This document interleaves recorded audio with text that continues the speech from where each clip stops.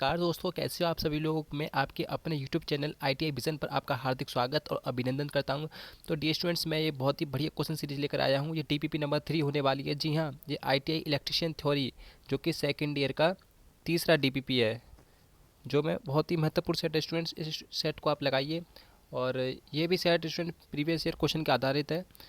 तो कृपया इस क्वेश्चन सेट को आप अच्छी तरीके से लगाइए। ठीक है स्टूडेंट्स, एक बात पहले बताता हूँ स्टूडेंट्स, अभी तक आपने मेरे चैनल को सब्सक्राइब नहीं किया तो पहले चैनल को सब्सक्राइब कीजिए, वीडियो को लाइक कीजिए और शेयर कीजिए। ठीक है स्टूडेंट्स, और पास में रखी हुई जी हाँ स्टूडेंट बेल आइकन को प्रेस जरूर कर दीजिए ताकि मेरी महत्वपूर्ण वीडियो का नोटिफिकेशन आप पर बहुत जल्दी से पहले से पहुँच सके। तो स्टूडेंट्स, मैं ज़्यादा देर ना करते हुए अपनी वीडियो को स्टार्ट करता हूँ। जी हाँ स्टूडेंट, नंबर पहला क्वेश्चन देखते हैं हम। 4 पोल DC जनरेटर के डुप्लेक्स लैप बाइंडिंग में कितने समानांतर होते हैं। तो बताइए स्टूडेंट्स, 4, ऑप्शन ए क्या है 4, option B 6, option C 8, option D 12। तो बताइए स्टूडेंट्स, इसका राइट आंसर क्या होगा। तो स्टूडेंट्स इसका राइट आंसर होगा 8। कितने समानांतर रास्ते होते हैं स्टूडेंट्स, 8 होते हैं। जी हाँ। अच्छा, डुप्लेक्स लैप बाइंडिंग होती क्या है, मैं अभी बताता हूँ। डुप्लेक्स लैप बाइंडिंग है ना, ये क्या है, ये कॉम्प्लेक्स होती है। किसकी किसकी कॉम्प्लेक्स होती है, दो सिंप्लेक्स बाइंडिंग की, दो सिंप्लेक्स बाइंडिंग की। ठीक है स्टूडेंट्स, जो रोटेटिंग मशीन्स में प्रयोग की जाती हैं ऐसी बाइंडिंग, जैसे कि जनरेटर हो गया, मोटर हो गया। ठीक है स्टूडेंट्स, ये कॉम्प्लेक्स किसकी होती है, दो सिंप्लेक्स बाइंडिंग की। और इसमें कितने, ये 4 पोल की बोल रहा है तो कितने समानांतर होंगे, 8 होंगे। ठीक है students, option C is the right answer. अब चलते हैं नेक्स्ट क्वेश्चन की तरफ। क्वेश्चन नंबर 2 कहता है, जनरेटर का नाम क्या है यदि इसका क्षेत्र आर्मेचर के समानांतर जुड़ा हुआ है। बताइए स्टूडेंट्स, शंट जनरेटर है, श्रेणी जनरेटर है, यौगिक जनरेटर है, यह स्वयं उत्तेजित जनरेटर है। तो स्टूडेंट्स, इसका राइट आंसर हो जाएगा ऑप्शन नंबर ए। ये स्टूडेंट्स, ये कौन सा जनरेटर है, शंट जनरेटर है। आपको पता है, जब हम 3 फेज सिंक्रोनस मोटर में एक्साइटर की ज़रूरत होती है, किसकी, एक्साइटर की, तो हम रोटर को DC सप्लाई देते हैं, तो दिन देते हैं रोटर को DC सप्लाई देते हैं। तो उसमें क्या शंट जनरेटर लगाते हैं, किस में लगाते हैं, उसके किस में, रोटर के, रोटर को किस लगाते हैं, शंट जनरेटर से लगाते हैं, किस में, पैरेलल में। तो यही पूछा है स्टूडेंट, जनरेटर का नाम क्या है यदि इसका क्षेत्र आर्मेचर के समानांतर जुड़ा है, तो उसका नाम क्या है, शंट जनरेटर। ठीक है स्टूडेंट्स, ये बहुत सी विधियों में प्रयोग किया जाता है शंट जनरेटर। ठीक है स्टूडेंट्स, अब चलते हैं नेक्स्ट क्वेश्चन की तरफ। क्वेश्चन नंबर 3 कहता है, सिंप्लेक्स वेब बाउंड आर्मेचर के साथ एक 4 पोल DC जनरेटर में 1020 कंडक्टर है और 1500 RPM की गति से संचालित है। ठीक है स्टूडेंट्स, फ्लक्स प्रति पोल कितना है, 0.007 है। तो उत्पादित EMF की गणना कीजिए। जी स्टूडेंट्स, उत्पादित EMF इलेक्ट्रोमोटिव फोर्स का मान आपसे मान पूछ रहा है। तो स्टूडेंट्स, इसका राइट आंसर क्या होगा, क्वेश्चन नंबर 3 का राइट आंसर क्या होगा, राइट आंसर होगा ऑप्शन नंबर सी। ठीक है स्टूडेंट्स, आप इसमें EMF इक्वेशन का फॉर्मूला लगा के इस क्वेश्चन को आसानी से हल कर सकते हैं, किसका, जनरेटर EMF इक्वेशन का। ठीक है स्टूडेंट्स, अब चलते हैं नेक्स्ट क्वेश्चन की तरफ। क्वेश्चन नंबर 4 कहता है, DC 4 पॉइंट स्टार्टर में होल्डिंग कॉइल से जुड़े श्रेणी प्रतिरोधक का उद्देश्य क्या है। जी हाँ स्टूडेंट्स, जो 4 पॉइंट स्टार्टर होता है उसमें होल्डिंग कॉइल के श्रेणी में एक रेजिस्टेंस जुड़ा होता है, उसका उद्देश्य क्या है, उसको क्यों जोड़ा जाता है। ऑप्शन ए, होल्डिंग कॉइल में करंट को सीमित करने के लिए, ऑप्शन बी, होल्डिंग कॉइल में करंट बढ़ाने के लिए, ऑप्शन सी, कॉइल को पकड़ने में वोल्टेज बढ़ाने के लिए, ऑप्शन डी, होल्डिंग कॉइल में वोल्टेज कम करें। तो राइट आंसर स्टूडेंट्स क्या होगा, इसका राइट आंसर होगा क्वेश्चन नंबर 4 का ए, होल्डिंग कॉइल में करंट को सीमित करने के लिए। इसके लिए श्रेणी में हम क्या कर देते हैं, एक रेजिस्टेंस जोड़ देते हैं। ठीक है स्टूडेंट्स, उम्मीद करता हूँ आपको ये क्वेश्चन अच्छी तरह से समझ में आ गया होगा। अब चलते हैं नेक्स्ट क्वेश्चन की तरफ। क्वेश्चन 5 कहता है, किसी DC कंपाउंड मोटर को अलग अलग लोड पर नियत गति से संचालित किया जा सकता है। वह कौन सी DC कंपाउंड मोटर है students. Option A, differential long shunt, B, संचयी लंबे शंट, ऑप्शन सी, विभेदक लघु शंट, ऑप्शन डी, संचयी लघु शंट। तो इसका राइट आंसर क्या होगा, संचयी लंबे शंट, ऑप्शन बी इसका राइट आंसर स्टूडेंट्स हो जाएगा। ठीक है स्टूडेंट्स, अब चलते हैं नेक्स्ट क्वेश्चन की तरफ। क्वेश्चन नंबर 6 कहता है, श्रृंखला मोटर की गति नियंत्रण किस प्रकार का है। जी स्टूडेंट, ये स्पीड कंट्रोल मेथड है और ये स्पीड कंट्रोल मेथड का नाम क्या है, ये पूछ रहा है ये। नंबर ए, क्षेत्र समानांतर विधि, ऑप्शन बी, फील्ड डायवर्टर विधि, ऑप्शन सी, फील्ड टैपिंग विधि, ऑप्शन डी, आर्मेचर डायवर्टर विधि। तो बताइए स्टूडेंट्स का राइट आंसर क्या हो जाएगा। तो इसका राइट आंसर हो जाएगा students field parallel method, option A is the right answer. ठीक है स्टूडेंट्स, अब चलते हैं नेक्स्ट क्वेश्चन की तरफ। क्वेश्चन नंबर 7 कहता है, AC मोटर के स्टेटर में कुल विद्युत डिग्री की गणना करने के लिए किस सूत्र का उपयोग किया जाता है। जी हाँ, इलेक्ट्रिकल एंगल निकालने के लिए स्टूडेंट, क्या, इलेक्ट्रिकल एंगल निकालने के लिए। ठीक है, इलेक्ट्रिकल एंगल निकालने किस फॉर्मूला का उपयोग करते हैं, किसमें, AC मोटर के स्टेटर में कुल इलेक्ट्रिकल डिग्री गणना करने के लिए कौन से स्टूडेंट करते हैं, बताइए। ऑप्शन 4 आपके सामने दिए गए हैं, तो ऑप्शन डी इसका राइट आंसर हो जाएगा। उसमें क्या करते हैं, कुल इलेक्ट्रिकल डिग्री एंगल निकालने के लिए, टोटल इलेक्ट्रिकल एंगल निकालने के लिए क्या करते हैं, उस मशीन के जो स्टेटर में नंबर ऑफ पोल्स हैं उसमें 180 डिग्री से गुणा, मतलब मल्टीप्लाई कर देते हैं। मान लो कोई मशीन, इसके अंदर 4 पोल है, ठीक है स्टूडेंट्स, तो उसमें कितने डिग्री का एंगल बन रहा होगा, कर लीजिए मल्टीप्लाई। 4 8 जा 32, हासु लगा 3, 4 एकम 4, 4 और 3 7, तो उस 720 डिग्री का उसमें एंगल बनेगा। ठीक है स्टूडेंट्स, अब चलते हैं नेक्स्ट क्वेश्चन की तरफ। क्वेश्चन नंबर 8 कहता है, इंडक्शन मोटर के रोटर में वोल्टेज कैसे प्राप्त होता है। इंडक्शन मोटर के रोटर में वोल्टेज कैसे प्राप्त होता है। ऑप्शन ए, स्टेटर से सीधा संबंध करके। ऑप्शन बी, स्टेटर में उत्पादित बैक ईएमएफ के कारण। ऑप्शन सी, आपूर्ति में रोटर का सीधा संबंध। ऑप्शन डी, स्टेटर और रोटर का ट्रांसफार्मर कार्य द्वारा। तो स्टूडेंट इसका राइट आंसर क्या होगा, ऑप्शन नंबर डी। ठीक है स्टूडेंट्स, ये है क्वेश्चन, बहुत ही इंटरेस्टिंग क्वेश्चन है स्टूडेंट्स आपके लिए, क्योंकि ये मैं इसको डिटेल में बताने वाला हूँ। स्टूडेंट्स आपको पता है, एक होता है ट्रांसफार्मर, ठीक है स्टूडेंट्स, और एक होता है इंडक्शन मोटर। ठीक है स्टूडेंट्स, ठीक है। जो ट्रांसफार्मर में कितनी वाइंडिंग होती हैं, 2, और वो क्या है, म्यूचुअली आपस में कनेक्ट रहती हैं। मतलब इसमें जो फ्लक्स जनरेट होता है, म्यूचुअली फ्लक्स जनरेट होता है, ऐसे ऐसे ऐसे ऐसे, ठीक है। जबकि इंडक्शन मोटर में क्या होता है, एक स्टेटर वाइंडिंग होती है, ठीक है ना, और क्या है, रोटर जो होता है, उसमें जो रोटर होता है, स्टेटर वाइंडिंग से रोटर कपल रहता है, ठीक है। इसमें ईएमएफ जनरेटर किसी तरह होगा, ट्रांसफार्मर की तरह ही, परंतु यहाँ पे ईएमएफ कैसा होता है, डायनेमिकली होता है, डायनेमिकली, ठीक है स्टूडेंट, क्योंकि ये रोटेटिंग मशीन है।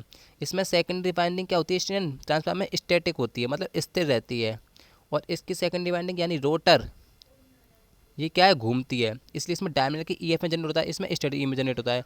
इसलिए ट्रांसफार्मर की भांति इसको भी बोला जा सकता है। इसमें भी 2 बाइंडिंग है और इसमें भी 2 बाइंडिंग है, परंतु इसमें ये रोटेटिंग वाली बाइंडिंग क्या है, रोटर है, जबकि इसमें रोटेटिंग वाली बाइंडिंग है ही नहीं है। इसमें एक स्टैटिक बाइंडिंग होती है जिसमें फ्लक्स जनरेट होता है, वो कैसा, स्टैटिक होता है। तो ऑप्शन डी इसका राइट आंसर हो जाएगा स्टूडेंट्स। ठीक है, अब चलते हैं नेक्स्ट क्वेश्चन की तरफ।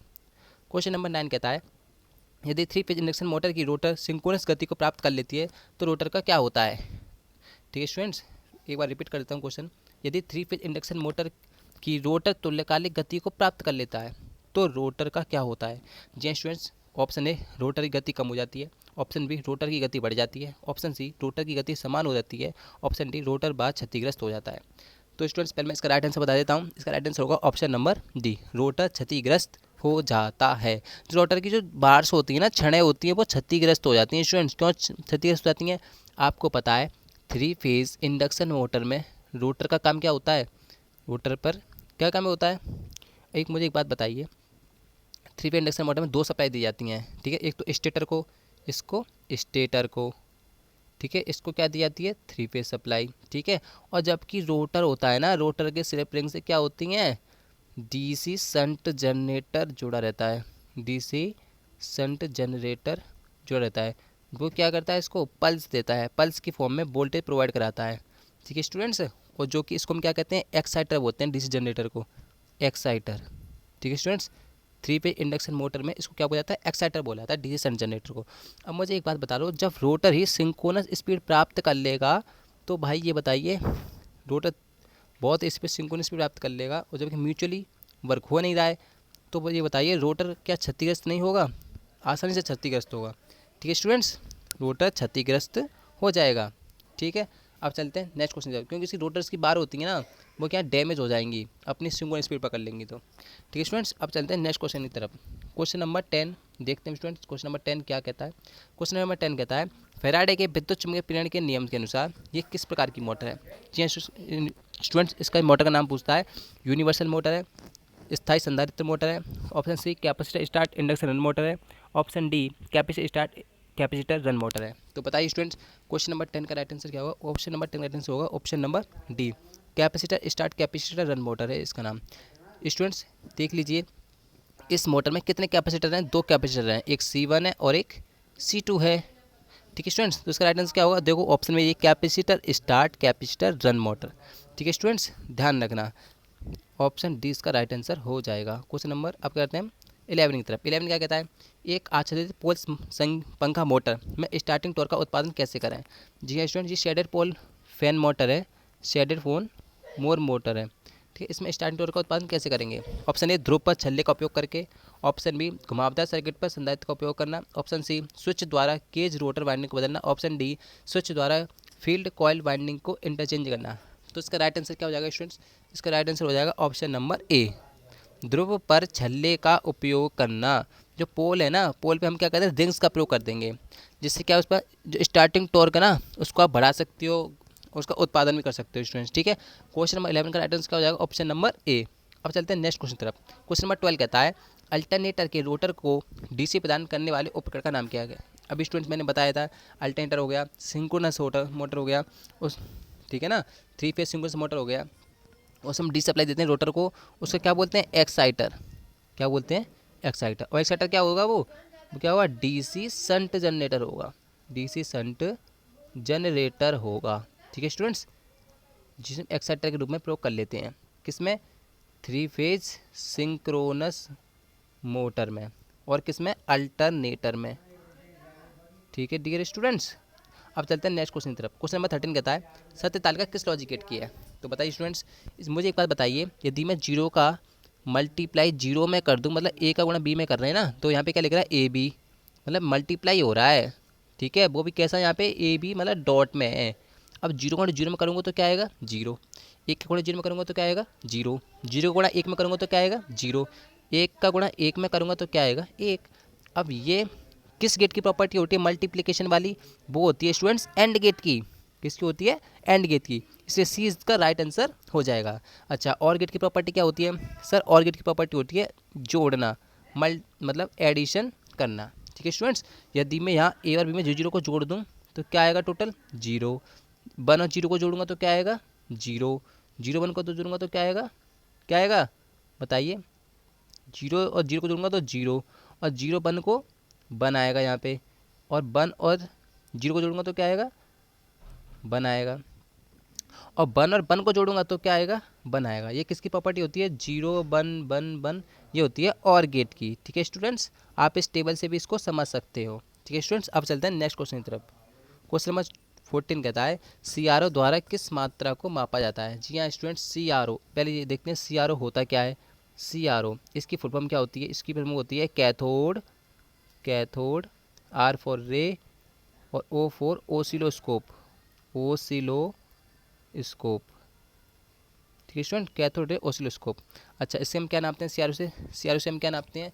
इसका राइट आंसर क्या हो जाएगा स्टूडेंट्स? राइट आंसर हो जाएगा ऑप्शन नंबर ए, फ्रिक्वेंसी नापते हैं। जी हाँ स्टूडेंट, क्या करते हैं? फ्रिक्वेंसी नापते हैं। अच्छा, फ्रिक्वेंसी को घटाते बढ़ाते किसके द्वारा करते हैं? फ्रिक्वेंसी को यदि मैं घटाऊँ तो बढ़ाऊँ, उसके लिए कौन सा यंत्र प्रयोग करते हैं? उसका नाम है स्टूडेंट साइक्लोट्रॉन। क्या नाम है स्टूडेंट? साइक्लोट्रॉन।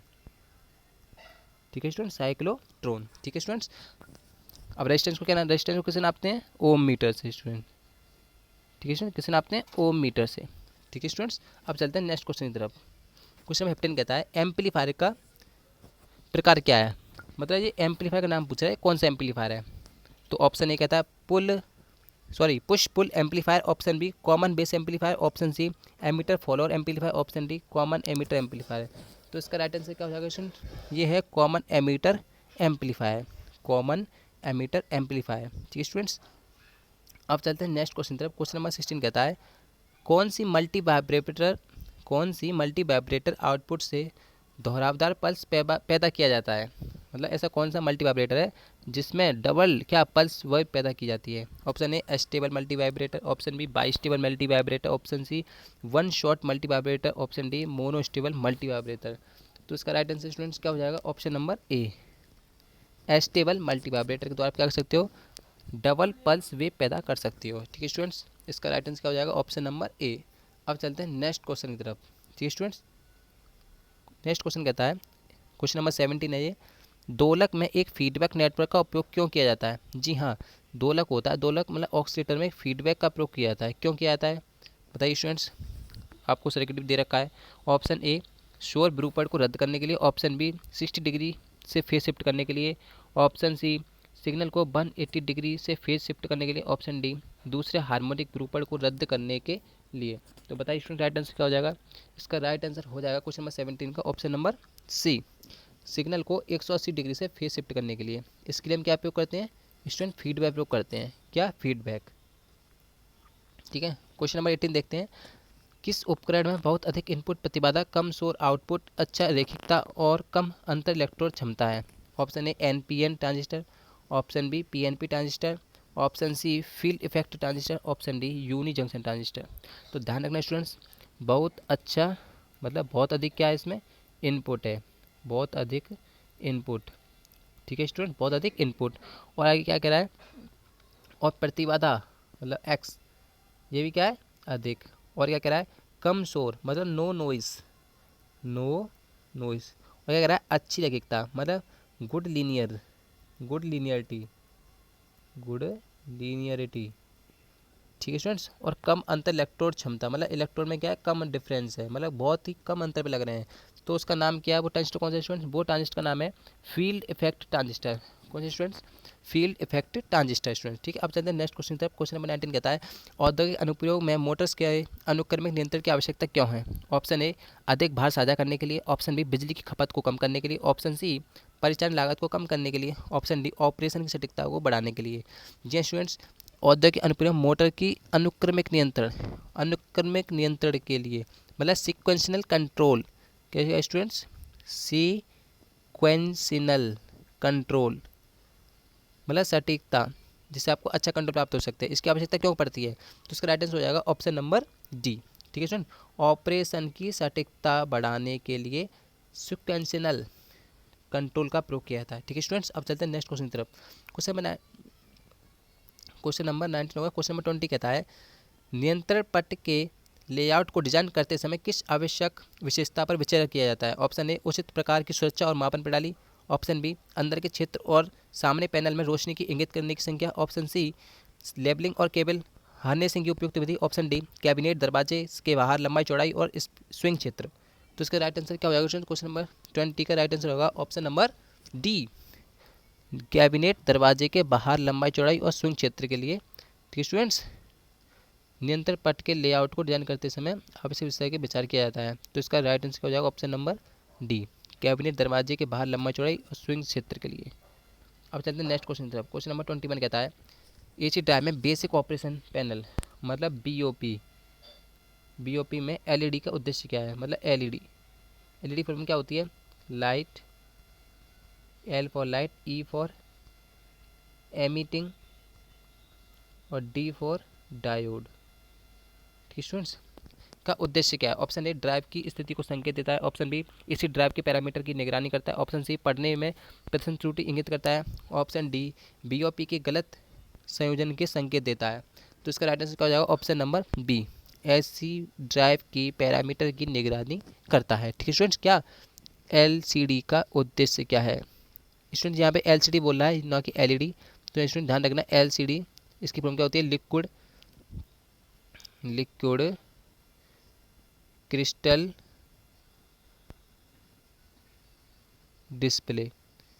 ठीक है स्टूडेंट्स, वहाँ एलईडी नहीं था, मैंने गलत बोल दिया, लिक्विड क्रिस्टल डिस्प्ले है ये एलसीडी। और एलईडी फॉर्म क्या होती है? Light emitting diode. ठीक है स्टूडेंट, ये होती है एलईडी की। ठीक है स्टूडेंट्स, अब चलते हैं नेक्स्ट क्वेश्चन की तरफ। क्वेश्चन नंबर 22 कहता है कौन सी शक्ति उत्पादन में भारी जल के शुद्धि प्लांट की आवश्यकता होती है? तो बजाय स्टूडेंट्स हाइडल बिजली उत्पादन, डीजल बिजली उत्पादन, थर्मल शक्ति उत्पादन, ऑप्शन डी परमाणु शक्ति उत्पादन। जी हाँ, जो परमाणु नाभिक रिएक्टर में जो थोरियम और यूरेनियम प्रयोग किए जाते हैं उनकी गति को मंद करने के लिए किसकी जरूरत पड़ती है स्टूडेंट्स? भारी जल की। इसको बोलते हैं D2O। क्या बोलते हैं? D2O को नाम क्या है स्टूडेंट? भारी जल। इसका केमिकल फॉर्मूला है भारी जल। तो इसका राइट आंसर क्या हो जाएगा? Option number D. ठीक है स्टूडेंट्स, वो क्या है? न्यूट्रॉन्स की जो बमबारी की जाती है, न्यूट्रॉन की, इस पर चार्ज क्या होता है? जीरो। इनकी जब प्लेट पर बमबारी की जाती है ना, तो इनकी गति को मंद करने के लिए, मंद करने की जरूरत होती है, भारी जल की जरूरत होती है स्टूडेंट्स। ठीक है, अब चलते हैं नेक्स्ट क्वेश्चन की तरफ। क्वेश्चन नंबर 23 कहता है परमाणु रिएक्टर में नियंत्रण छड़ के रूप में किस सामग्री का उपयोग किया जाता है?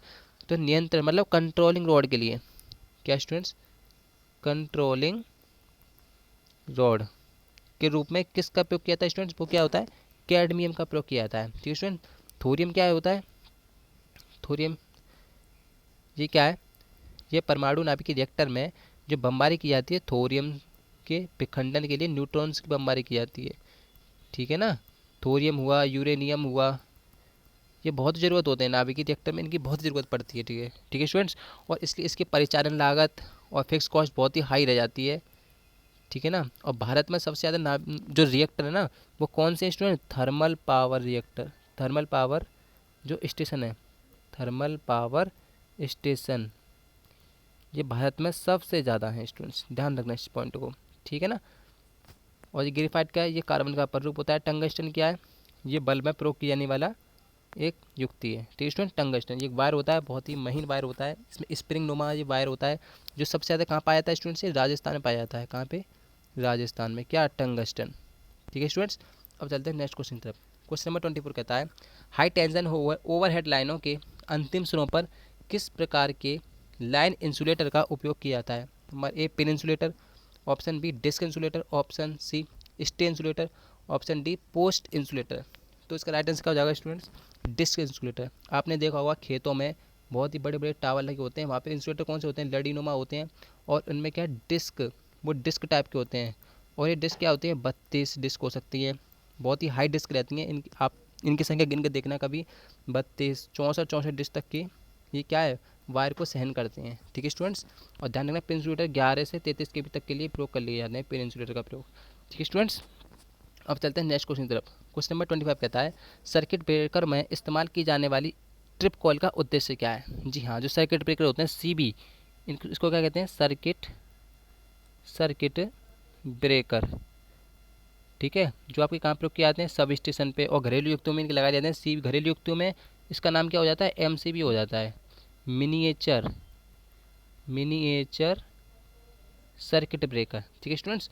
और जब हाई सब स्टेशन पे होते हैं वहाँ पे क्या प्रयोग करते हैं? Circuit breaker. ठीक है। जो एसएफ सर्किट ब्रेकर हो गया, ठीक है ना, वैक्यूम सर्किट ब्रेकर हो गया, वहाँ पे बड़े बड़े सर्किट ब्रेकर यूज़ किए जाते हैं।